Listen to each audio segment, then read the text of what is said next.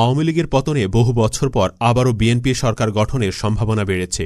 অনেকে বলছেন আগামী নির্বাচনে বিএনপির জয় মোটামুটি নিশ্চিত, যদিও জামায়াতে ইসলামী বেশ অনেক আসন পাবার সম্ভাবনা রয়েছে। তবে সরকার গঠনের মতো আসন নাও পেতে পারে। আর বিএনপি সরকার গঠন করলে কে হবে প্রধানমন্ত্রী, মন্ত্রী পরিষদে আরও যারা থাকতে পারে, চলুন তেমনই 10 জন সম্পর্কে আলোচনা করা যাক। নাম্বার 1, খালেদা জিয়া। বিএনপি নির্বাচনে জিতলে খালেদা জিয়া মন্ত্রী হবেন, এটা তো বলার কিছু নেই। তবুও বলতে হচ্ছে, কারণ সম্প্রতি গুঞ্জন রটেছে তারেক জিয়াকে লিডার মেনে বিএনপি কাজ করছে।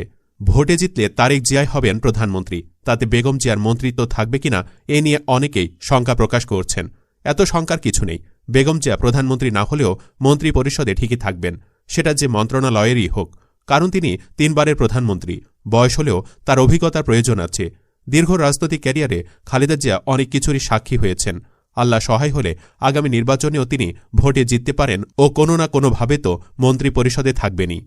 নাম্বার 2, তারেক জিয়া। দীর্ঘদিন ধরে বিএনপির ভারপ্রাপ্ত চেয়ারম্যানের দায়িত্ব পালন করে আসছেন তারেক জিয়া। আগামী নির্বাচনে বিএনপি জিতলে ও সবকিছু ঠিক থাকলে তারেক জিয়া প্রধানমন্ত্রী হবার সম্ভাবনা সবচেয়ে বেশি। বেগম জিয়ার শারীরিক অবস্থা ও বয়স বিবেচনায় সেটাই মনে হচ্ছে। এছাড়া শিক্ষায় দীক্ষায় নেতৃত্বে সব দিক থেকে তারেক জিয়াই এগিয়ে। ঢাকা বিশ্ববিদ্যালয় থেকে স্নাতক ডিগ্রিধারী তারেক বাবা জিয়াউর রহমানের প্রতিষ্ঠিত বাংলাদেশ জাতীয়তাবাদী দলের বগুড়া কমিটির সদস্য হিসাবে যোগদান করে